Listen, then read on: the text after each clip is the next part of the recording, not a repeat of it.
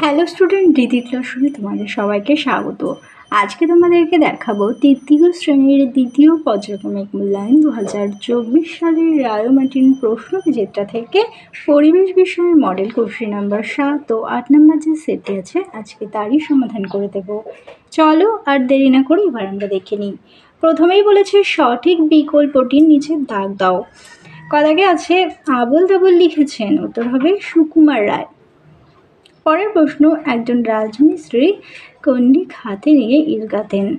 আর গদাগে আছে ভূমিকম্প প্রবল অঞ্চলে কাঠের ঘর তৈরি করা বেশি সুবিধাজনক।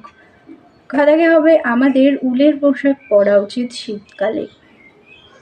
পরের প্রশ্ন, প্রাচীনকালের লোকেরা পরত গাছের বাকল।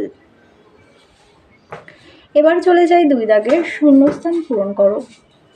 কদাগে আছে শন খুব শক্তিশালী আঁশ।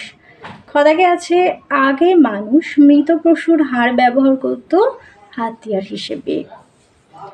পরের প্রশ্ন, মাসের পর মাস ঘুরে বেড়ানোর জীবনকে বলা হয় যাযাবর জীবন। সিনথেটিক উল বলা হয় ক্যাশমিলানকে। কুমদাগে আছে আমাদের জেলার নাম হবে নদিয়া। তোমরা যে জেলায় থাকো তার নাম লিখবে। আর 3 দাগে দেখো কস্তম্ভের সঙ্গে খস্তম্ভ তীর চিহ্ন দিয়ে মেলাও।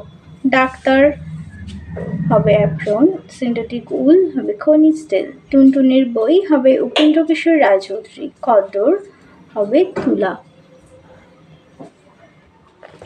বেমানান শব্দগুলো গোল করো। শাড়ি, ধুতি, সোয়েটার এগুলো সবই গায়ে পরি, মানে মাদুটা হবে আলাদা। উত্তর দক্ষিণ পশ্চিম এগুলো একটা দিক, আর বায়ুটা হবে আলাদা। এরপরে দেখো নিম্নলিখিত প্রশ্নগুলোর উত্তর দাও। শীতকালের পাখিরা কেন তাদের পালক ফুলিয়ে রাখে?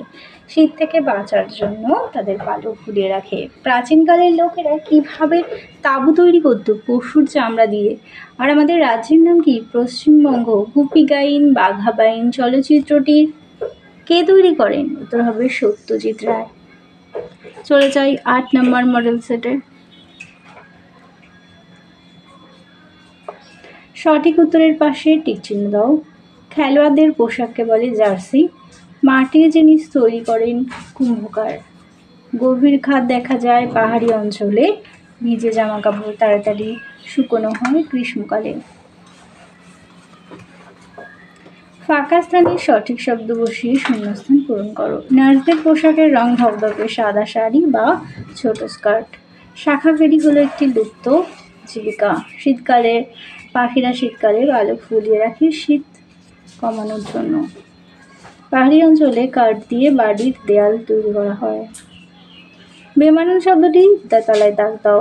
কাকা জ্যাঠা বাবা, এটা হচ্ছে বাবার সম্পর্কের, আর মামা হচ্ছে মায়ের সম্পর্কের, তাই মা সম্পর্কেরটা আলাদা। উঠোন, দেয়াল, মেঝে, ছাদ। দেখো দেয়াল, মেঝে, ছাদ এগুলো একটা ঘরের সঙ্গে সম্পর্কিত। উঠোনটা হচ্ছে বাইরের উঠোনের কথা বলা হচ্ছে। আর এখানে দেখো কাঁথা, সুতো, কম্বল, চাদর। সুতো, কাঁথা, কম্বল, মানে সুতোটা আলাদা হবে, কম্বল না। কম্বল, চাদর, কাঁথা এগুলো শীতকালে গায়ে দেওয়া হয়। আর ঘরে হচ্ছে গোয়াল ঘরটা আলাদা হবে। এরপরে 4 দাগে আছে নিম্নলিখিত জিনিসগুলো চিহ্নের সাহায্যে প্রকাশ করো। দেখো যা যা লেখা আছে তার ছবি পাশে আঁকতে হবে, তোমরা এটা করবে। আর কদাগে 5 দাগে আছে কস্তম্ভের সঙ্গে খস্তম্ভ মেলাও। ঘাস হবে মাদুর।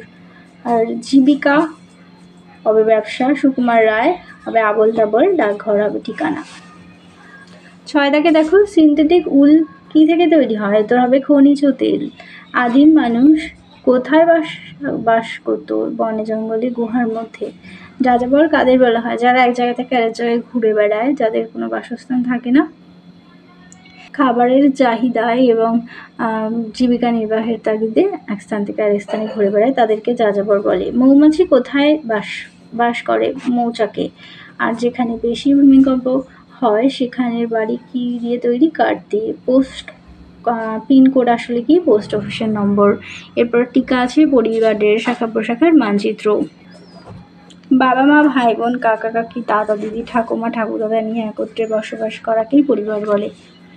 পরে মানচিত্র দেখো, মানচিত্রের সাহায্যে সমগ্র পৃথিবী বা কোনো অঞ্চল সরলে সুস্পষ্ট জ্ঞান লাভ করা যায়। একটি মানচিত্রের মধ্যে আমরা সব পৃথিবীর অথবা এবং কোনো এক অঞ্চলকে দেখতে পারি। আমরা কোনো একটি কাগজের মধ্যে মানচিত্র এঁকে সেখানে চিহ্ন নিয়ে সেই অঞ্চলের সম্বন্ধে বুঝতে পারি। তাহলে চলো তোমাদের 8 নম্বর পর্যন্ত মডেল সেটটি সমাধান করে দিলাম। ভিডিওটা ভালো লাগলে অবশ্যই লাইক করো, আর চ্যানেলে নতুন হয়ে থাকলে অবশ্যই চ্যানেলটিকে সাবস্ক্রাইব করে পাশে থাকা বেল আইকন প্রেস করে রাখো।